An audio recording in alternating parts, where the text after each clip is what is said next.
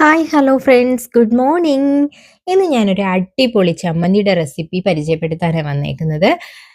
ഇത് ദോശയുടെ കൂടെയും ഇഡ്ഡലിയുടെ കൂടെയും ഒക്കെ കഴിക്കാൻ പറ്റിയ നല്ലൊരു സൂപ്പർ ടേസ്റ്റുള്ള ചമ്മന്തിയാണ്. ഒരു പ്രാവശ്യം നിങ്ങളിത് ഉണ്ടാക്കി കഴിഞ്ഞാൽ പിന്നെ നിങ്ങൾ ഇതേ ഉണ്ടാക്കുള്ളൂ.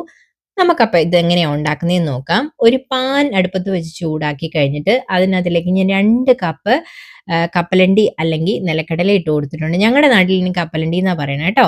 അതൊന്ന് വറുത്ത് മാറ്റി വെച്ച് കഴിഞ്ഞിട്ട് ആ പാനിലേക്ക് തന്നെ 1 ടേബിൾ സ്പൂൺ വെളിച്ചെണ്ണ ഒഴിച്ചു. അത് ചൂടായപ്പോൾ 5 അല്ലി വെളുത്തുള്ളി ചേർത്ത് കൊടുത്തു. അതിനകത്തിലേക്ക് 10 അല്ലി ചുവന്നുള്ളിയും ചേർക്കുന്നുണ്ട്. ഇനി അതിൻ്റെ കൂട്ടത്തിൽ ഒരു 8 വറ്റൽമുളക് ചേർത്തു. ഇനി വേണ്ടത് കറിവേപ്പിലയാണ്. എൻ്റെ അടുത്ത് പച്ചക്കറിവേപ്പില ഇല്ല. അതുകൊണ്ടാണ് ഞാൻ ഉണക്ക കറിവേപ്പില ഇട്ട് കൊടുത്തത്. ഇനി അതെല്ലാം കൂടെ വറുത്ത് മാറ്റി വെച്ച് ഇനി ആ കപ്പലണ്ടി ഒരു മിക്സിയുടെ ജാറിലേക്ക് ഇട്ട് കൊടുത്തു. അതിൻ്റെ കൂടെ 2 ടേബിൾ സ്പൂൺ ചിരകിയ നാളികേരവും ചേർത്തു. പിന്നെ ആ വറുത്ത് വെച്ച കൂട്ടുകളും കൂടെ ചേർത്ത് ഇനി നമുക്കതൊന്ന് അരച്ചെടുക്കണം. ഇനി ഈ കൂട്ടിലേക്ക് ഞാനൊരു 3/4 ടീസ്പൂൺ ഉപ്പ് ചേർക്കുന്നുണ്ട്.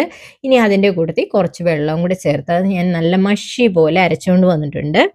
അരച്ചുകൊണ്ട് വന്ന ചമ്മന്തി ഞാനൊരു ബൗളിലേക്ക് മാറ്റി മിക്സി കഴുകിയ വെള്ളം കൂടെ ഒഴിച്ച് അത് നന്നായിട്ടൊന്ന് മിക്സ് ചെയ്ത് നല്ല കുറുകിയ കൺസിസ്റ്റൻസിയിലാക്കി എടുത്തിട്ടുണ്ട്.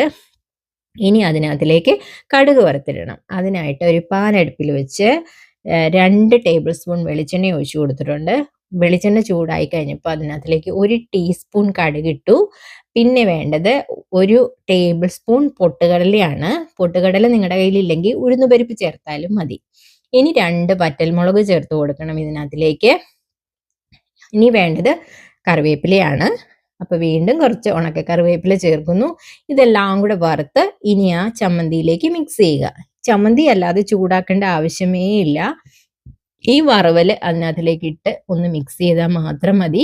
ഇപ്പം നമ്മുടെ ചമ്മന്തി ഇവിടെ റെഡി ആയിട്ടുണ്ട്. അപ്പം നമുക്ക് ഇതിൻ്റെ കൂടെ കഴിക്കാനായിട്ട് 2 കുട്ടി ദോശയും കൂടെ ഉണ്ടാക്കിയെടുത്താലോ? അപ്പോൾ വായോ നമുക്ക് 2 ദോശ ഇട്ടെടുക്കാം കേട്ടോ. ഇപ്പം കല്ലിവിടെ ഞാൻ അടുപ്പിൽ വെച്ച് ചൂടായി റെഡിയായി വന്നിട്ടുണ്ട്. അതിനകത്തിലേക്ക് ദോശമാവ് ഒഴിച്ചു. ഇനി നമുക്കത് പെട്ടെന്ന് ചുട്ടെടുക്കാം കേട്ടോ. അപ്പം നിങ്ങൾ ഞങ്ങളുടെ ചാനൽ ആദ്യമായിട്ടാണ് കാണുന്നതെങ്കിൽ ഇതൊന്ന് സബ്സ്ക്രൈബ് ചെയ്തേക്കണേ. അതുപോലെ തന്നെ നിങ്ങളുടെ അഭിപ്രായങ്ങളും നിർദ്ദേശങ്ങളും ഒക്കെ ഞങ്ങളെ കമൻ്റായിട്ട് അറിയിക്കാനും മടിക്കരുത്. അപ്പോൾ എല്ലാവരും ഈ ചമ്മന്തി ഒന്ന് ഉണ്ടാക്കി നോക്കണേ. നല്ല സൂപ്പർ ടേസ്റ്റാണ്. നമ്മുടെ ചട്നി ഇവിടെ റെഡി ആയിട്ടുണ്ട്. അപ്പോൾ വായോ നമുക്ക് ദോശ കഴിക്കാം. അപ്പോൾ എല്ലാവരും ഇതൊന്ന് ഉണ്ടാക്കി നോക്കണേ. അപ്പോൾ once again, thank you for watching Kalhana Collections. Bye bye and take care.